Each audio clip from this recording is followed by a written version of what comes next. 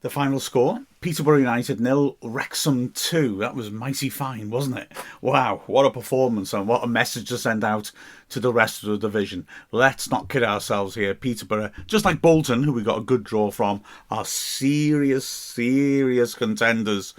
They came close to getting promoted as well. I said at the start of the season, we've got a very tough opening schedule. Well, we're working through it and we're equal top. That's not a bad start, is it? This was impressive. Wrexham unchanged from the 3-0 win over Reading.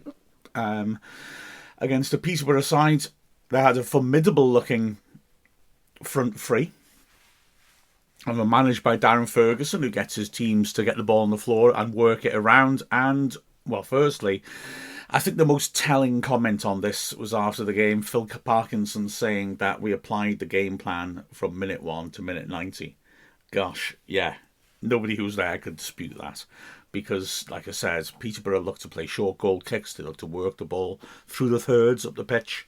And we were on them from the start. I mean, watching Palmer and Marius when Peterborough had a goal kick, just poised, ready to sprint in the moment the ball had been touched. And then, we man-to-man press with the wing-backs high up the pitch on their full-backs and the midfield supporting. Goodness me, we were ferocious. And Peterborough, understandably, persisted in their game plan of looking to pass through from the back and really struggled to do so with any control. It was magnificent to watch. It was gripping as well because they were doing something similar to us. And there was that real sense of something's got to give. Both teams playing a very high-risk, high-reward style of football when they didn't have the ball.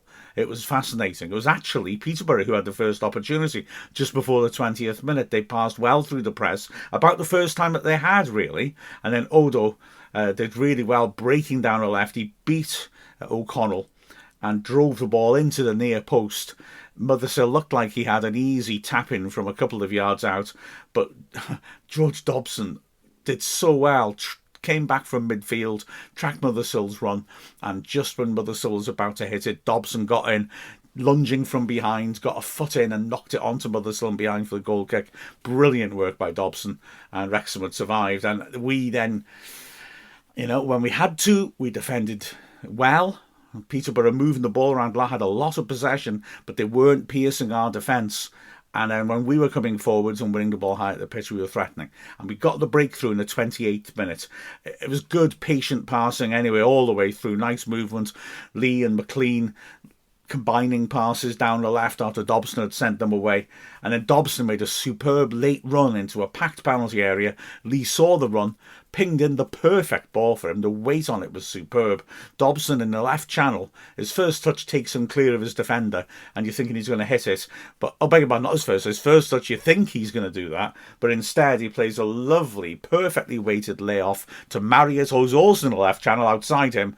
And Marius sets himself really well. He puts it across the keeper, lunging defender in front of the keeper, deflects it over the goalie. Marriott's goal, deflection is crucial, and Wrexham have the lead. I like when you look at how Marriott sets himself for it, that when it's coming to him, you think, well, it's perfect. You just open your body up and put it back the way it came across the keeper. And he does do that. But he doesn't shift his body until quite late, just to make the keeper still think which way you're going to put it. And then he hits it. And, okay, the deflection was fortunate, but fortune favours the brave. Marriott's had an excellent start to the season. He's had a couple of moments where he's been unlucky not to get a goal. So, this time, things evened themselves out. And Wrexham continues this excellent approach. The energy we put into our pressing was terrific. Peterborough again really finding it hard to get the ball over the halfway line. When they did, we would then drop off into a mid-block and we would defend our half really well. So it was difficult for them to find space coming forwards. And again, we were the team who were causing problems when we came forwards. When they dropped off, we moved the ball around a bit quicker than they did. We were a bit more incisive than them, a little more purposeful on the ball. Players were looking up and looking forwards rather than just looking to recirculate. I'm not knocking Peterborough, they're a really good team. And when they got the ball down, you could see how good they were. but we had control of it. It was wonderful to watch. A long spell of really good pressure shortly after the Wrexham goal ends with Wrexham moving it along the edge of the box. 2 or 3 players, most notably Elliot Lee, trying to set themselves for a shot. They just can't quite get that opening to hit it, so they have to shift it on. In the end, it went to the left-hand side where James McLean swept the ball into the goalmouth with the outside of his left foot. Palmer was attacking it. Great header by Emmanuel Fernandez, who was really impressive at the back. What an excellent defender he is. He just managed to stretch and flick it behind for a corner. But Wrexham kept doing this sort of stuff, and increasingly it was us who was looking threatening. Barnett breaking down the right-hand side, putting a vicious cross in. Barnett really prominent down the right to the far post. It was just, as you say, that it was just over Palmer attacking at the near post, and it had to be hurriedly headed behind by Curtis for a corner. But that was where things really started to turn against Peterborough. We've seen an earlier corner, actually, since that first goal, which was a textbook example of how to pen in a goalkeeper without fouling him. The keeper coming and not making contact. On this one, again, with the keeper watched by Marriott, the corner is swung in by Lee. Palmer gets up really well, and Fernandez just manages to get there ahead of him behind for another corner, with again the keeper unable to come. And from that corner, we see that approach pay off. O'Connor with an excellent delivery to the far post. Marriott is blocking the keeper, but he's not touching him and he's not offside. So he's not breaking the rules.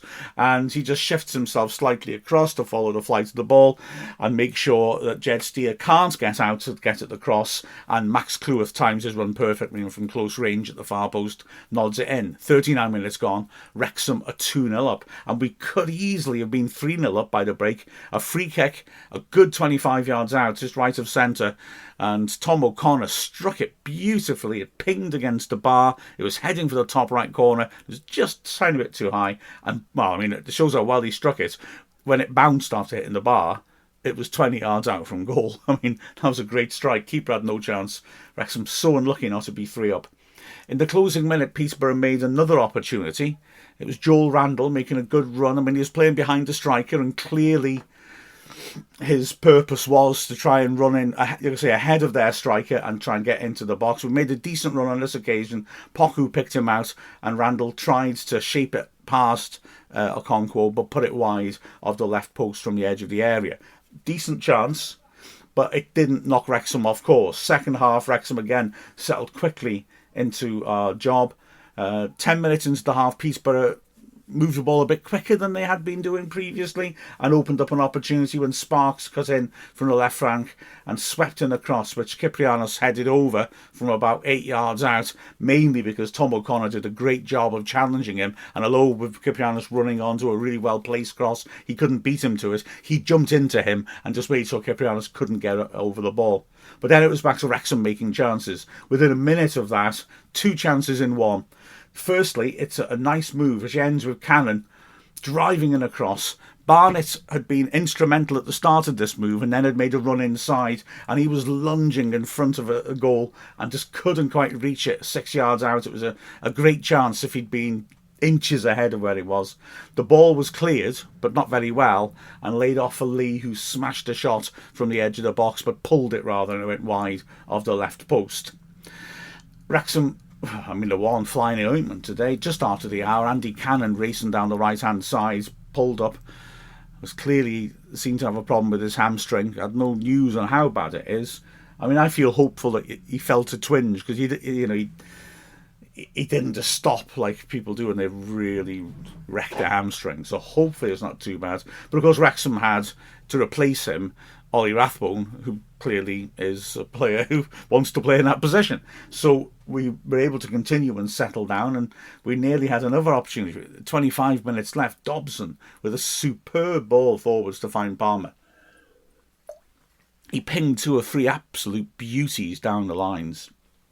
Palmer, with a lovely little turn, is up against the last defender, Fernandez, and Fernandez has to make the tackle.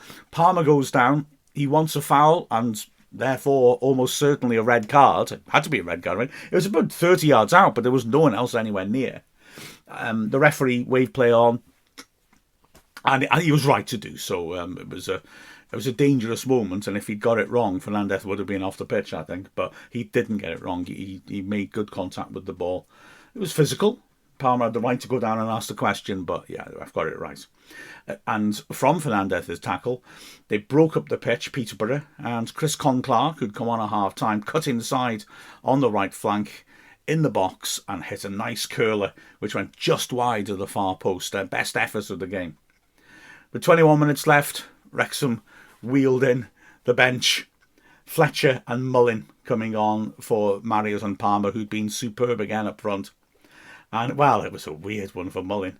He could have scored with his first touch and should have scored with his second touch. The first one was Elliot Lee standing a lovely ball up to the corner of the box. He was outside the area. The keeper was a bit off his line, and so Mullin decided to let it bounce, and as it dropped, smash a sort of lofted volley over the keeper to try and catch him out and drop the ball inside the far post. And if he'd got a few inches more, he'd have done it. The keeper caught it, but it was, you look at it and you think it was a fairly straightforward take, but he had to scramble across a bit just to make sure he got to it. And if it had been about 6 inches higher, he just wouldn't have reached it. So really brilliant instinctive effort by Mullin. His first touch. His second touch after coming on, though, he should have done better, in all honesty. It was a set piece for Peterborough, a free kick, so they put in the box. Wrexham won it, and Ryan Barnett picked it up on the edge of his area and just went on the most brilliant sprint down the pitch with the ball at his feet, down the right-hand side, completely outpaced Sparks, got to about 25 yards out, and then whipped in a perfect ball for Mullin at the far post, unmarked, about 8 yards out, falling on the volley. He went for the side-footed finish, and he put it about a yard wide. It's just not like him. To be fair, the lad's coming back from injury. Let's give him a break. Let's give him a chance to settle in. But he was angry with himself, Mullin. He knew that was a glorious opportunity, and brilliant play by Barnett. We made our final substitution when Reven came on for Barnett. There was 6 minutes left, and by then the game felt over. We could have had another goal, and I've got to make a little comment about this. What happens is a terrific ball dinked in to the right channel. Peterborough's defence in the closing stages looked a bit all over the place as they changed to 3 at the back, and also changed the personnel within the 3 at the back to try and reconfigure and get more attacking players in forward positions. So on this occasion, they'd left Stephen Fletcher unmarked in the left channel on the edge of the area, one-on-one with the keeper. Problem is that the pass to him was so beautifully inviting. Fletcher just couldn't resist trying to hit it with a volley, because if he got that in, it would have been a remarkable goal. The point I want to make, rather similar to last week with Reading, where once the players have got a couple of goals head start, they really start to play and enjoy themselves. And McLean had a similar situation with a lovely cross by Cannon, and you could see he wasn't going to bring it down and just score. He wanted to try and rip the net off and finish a brilliant move. Fletcher did the same, and he couldn't hit the target. But it showed the mood of the players. They're loving playing with each other.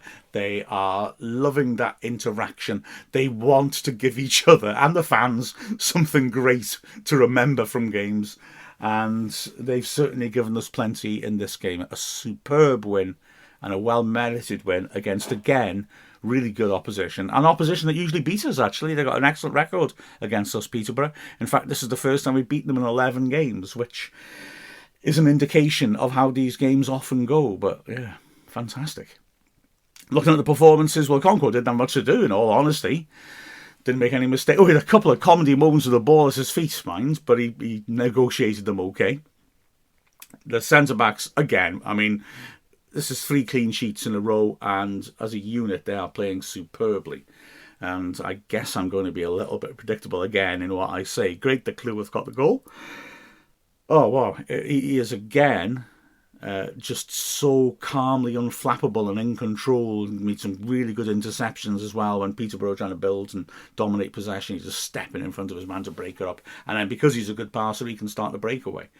In the middle, again, O'Connell, rock solid, defending the penalty area. He is terrific, isn't he? When teams try to put crosses in, he dominates. And then O'Connor, I thought, was particularly good, really impressive defensively. Put in a super assist for Cleworth's goal as well.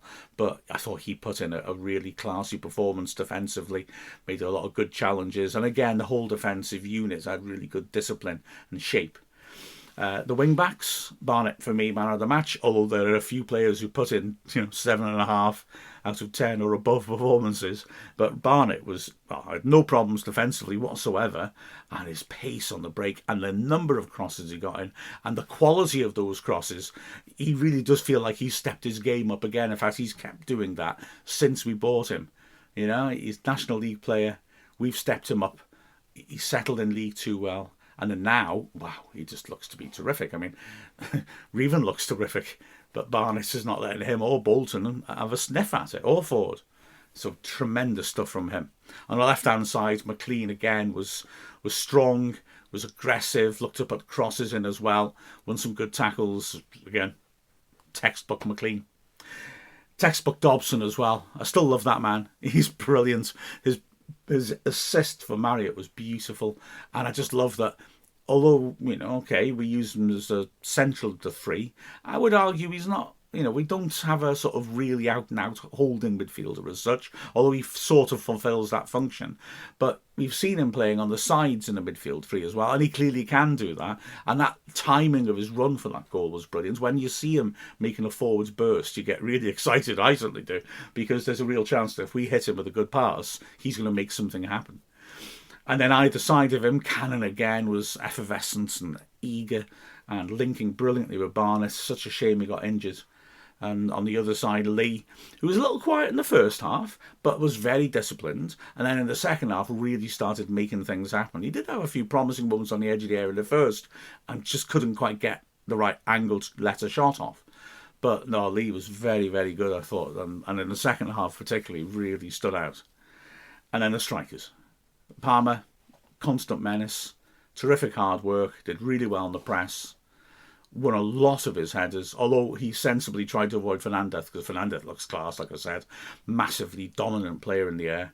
And then off Palmer, Marriott is just so alert and alive. He holds the ball up so well in difficult situations. He often looks like the ball's just run away from him, but he still somehow manages to get there. He makes tackles, he hassles defenders, and he took his goal nicely. Brilliant stuff. Excellent all-round performance. Rathbone got a good half hour's workout, and again showed good discipline down the right and the ability to drive forwards. The two strikers coming on, Bullen and Fletcher, were, as always, good value for money with these little cameos. Reven didn't have much time to do anything, really. Brilliant performance. Brilliant performance. What a delight. This Wrexham side looks very, very tasty indeed. So a week off and then a derby. Enjoy your week. I'm Mark Griffiths from Wrexham AFC.